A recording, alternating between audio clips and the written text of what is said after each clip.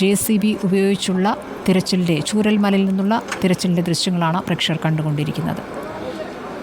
തിരച്ചിൽ കുറച്ചുകൂടി ശാസ്ത്രീയമായ രീതിയിലാണ് ഇന്ന് നടക്കുന്നത്. ഇന്നിപ്പോൾ ദുരന്തബാധിത മേഖലയിലെ തിരച്ചിലിന് ഏരിയൽ മാപ്പിംഗ് ഒരു പ്രധാന ഒരു സംവിധാനമായി ഉപയോഗിക്കുന്നു. തെർമൽ ഇമേജ് പരിശോധനയാണ് നടക്കുന്നത്. മുണ്ടക്കൈ, പുഞ്ചിരിമട്ടം, വെള്ളൂർമല, ചുരൽമല ഭാഗങ്ങളിൽ ഏരിയൽ മാപ്പിംഗ് നടത്തുന്നപ്പോൾ മണ്ണിനടിയിലും വീടുകൾക്കടിയിലും മൃതദേഹങ്ങളുണ്ട്. അത് കണ്ടെത്താൻ സഹായകമായ വിവരങ്ങൾ ഇതിലൂടെ ലഭ്യമാകും എന്നുള്ള സൂചനകളാണ് നമുക്ക് നേരത്തെ ലഭിച്ചിരുന്നത്. അതിന് ദേശീയ മാപ്പിംഗ് ഏജൻസി സർവേ ഓഫ് ഇന്ത്യയാണ് ഈ പരിശോധന നടത്തിയിരിക്കുന്നത്.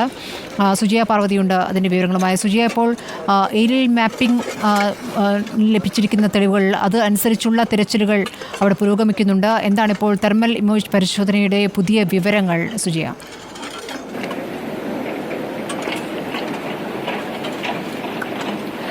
സ്മൃതി പരുത്തിക്കാട്, തെർമൽ ഇമേജിലൂടെ 3 മൃതദേഹങ്ങൾ ഇപ്പോൾ മുണ്ടക്കൈ ഭാഗത്ത് കണ്ടെത്തിയിട്ടുണ്ട്. അത് മണ്ണിനടിയിൽ നിന്ന് പുറത്തെടുക്കുന്നതിന് ആവശ്യമായ ക്രമീകരണങ്ങൾ അവിടെ തുടങ്ങുന്നു എന്നുള്ളതാണ് ഏറ്റവും പുതിയ അപ്ഡേറ്റ്. 3 മൃതദേഹങ്ങൾ മണ്ണിനടിയിൽ സ്പോട്ട് ചെയ്തിട്ടുണ്ട്.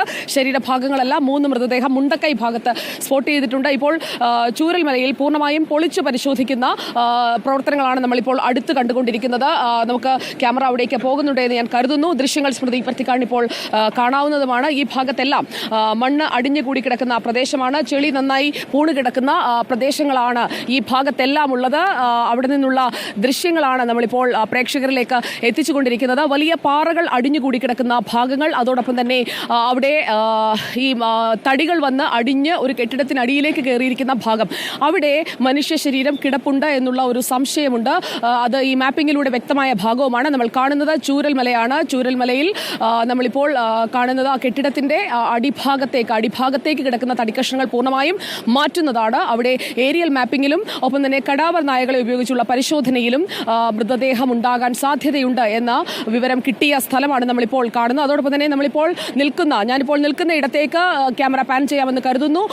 ഈ ഭാഗത്ത് ചെളി അടിഞ്ഞുകൂടിയിട്ടുണ്ട്. അതുകൊണ്ട് തന്നെ ഇവിടെയും ഈ ഒരു പുഴ ഒഴുകിപ്പോകുന്ന പുഴയുടെ വഴികളിൽ തെർമൽ ഇമേജിംഗ് വഴി ലഭിച്ചിട്ടുള്ള ഡാറ്റ പരിശോധിച്ചുകൊണ്ട്, അതായത് ഈ ഹ്യൂജ് മാസ് ആണ്, നമുക്ക് ഇപ്പോൾ ആ തെർമൽ ഇമേജിംഗ് ദൃശ്യങ്ങൾ കൂടി പ്രേക്ഷകരിലേക്ക് എത്തിക്കാം. തെർമൽ ഇമേജിംഗിൽ തെളിയുന്ന ഈ ചുവപ്പ് നിറത്തിലുള്ള ലാർജ് മാസ്, അതായത് അവിടെ ഉണ്ടായിരുന്നതല്ല, ആ ഭൂമിയുടെ ഘടന മാറ്റിക്കൊണ്ട് അവിടേക്ക് വന്നു പതിച്ച ഉരുൾപൊട്ടി വന്ന മണ്ണും ചെളിയും കൂടുന്ന ആ ഒരു ലാർജ് മാസ്, ആ ലാർജ് മാസിന് അടിയിലായി മനുഷ്യ ശരീരം ഉണ്ട് എങ്കിൽ അത് ആ മനുഷ്യ ശരീരത്തിന്റെ ആകൃതിയിൽ തന്നെ അവിടെ പച്ച നിറത്തിൽ കാണാൻ സാധിക്കും.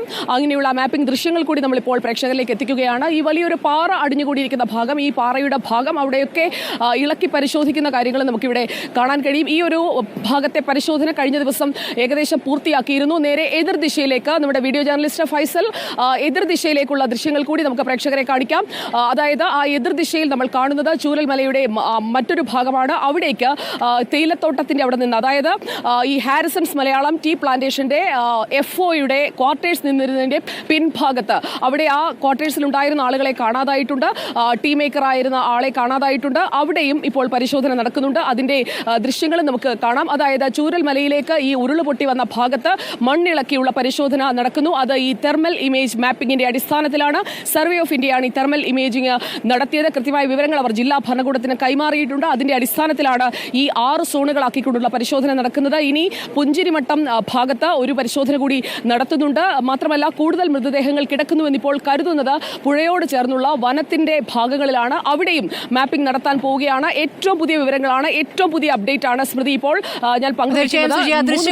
ദൃശ്യങ്ങളിലും പ്രേക്ഷകർ അതാണ് കണ്ടുകൊണ്ടിരിക്കുന്നത്. ഇടതുവശത്ത് കാണുന്നത് തെർമൽ ഇമേജുകളാണ്. ഇപ്പോൾ ഈ മുണ്ടക്കൈ ഭാഗത്ത് 3 മൃതദേഹങ്ങൾ അവിടെയുണ്ട് എന്ന് തെർമൽ ഇമേജിങ്ങിലൂടെ കണ്ടെത്തിയിരിക്കുന്നു. അവിടെയാണ് ഇപ്പോൾ തിരച്ചിൽ വേഗത്തിൽ നടക്കുന്നത്. ഇപ്പോൾ ഒരു വലിയ സഹായമാകുമെന്ന് കരുതുന്നു ഈ രൂപത്തിൽ പരിശോധന നടത്താൻ. എല്ലായിടത്തും തിരച്ചിൽ എന്നതിന് പകരം ഇന്ന ഇടത്ത് എന്ന് സ്പോട്ട് ചെയ്ത് അവിടെ തിരച്ചിൽ നടത്തുന്നതിലേക്ക് കാര്യങ്ങൾ എത്തുകയാണ്. കുറച്ചുകൂടി ശാസ്ത്രീയമായ തിരച്ചിലുകളിലേക്ക് കടക്കുന്നു എന്ന് വേണം മനസ്സിലാക്കാൻ. തെർമൽ ഇമേജിംഗ് സഹായത്തോടു കൂടി തന്നെയുള്ള തിരച്ചിൽ പുരോഗമിക്കുന്നു. ഇപ്പോൾ 3 മൃതദേഹങ്ങൾ മുണ്ടക്കൈ ഭാഗത്തുണ്ട് എന്നാണ് ഇപ്പോൾ ഈ തിരച്ചിൽ മാപ്പിംഗ് വിവരങ്ങളിൽ നമുക്ക് വിവരം ലഭിച്ചിരിക്കുന്നത്. ദേശീയ മാപ്പിംഗ് ഏജൻസിയായ സർവേ ഓഫ് ഇന്ത്യയാണ് ഈ പരിശോധന നടത്തിയിരിക്കുന്നത്. ഉരുൾപൊട്ടലിൻ്റെ പ്രദേശത്തുണ്ടായ ആഘാതവും ഈ തെർമൽ ഇമേജിങ്ങിലൂടെ വ്യക്തമാകുമെന്നാണ് അറിയുന്നത്.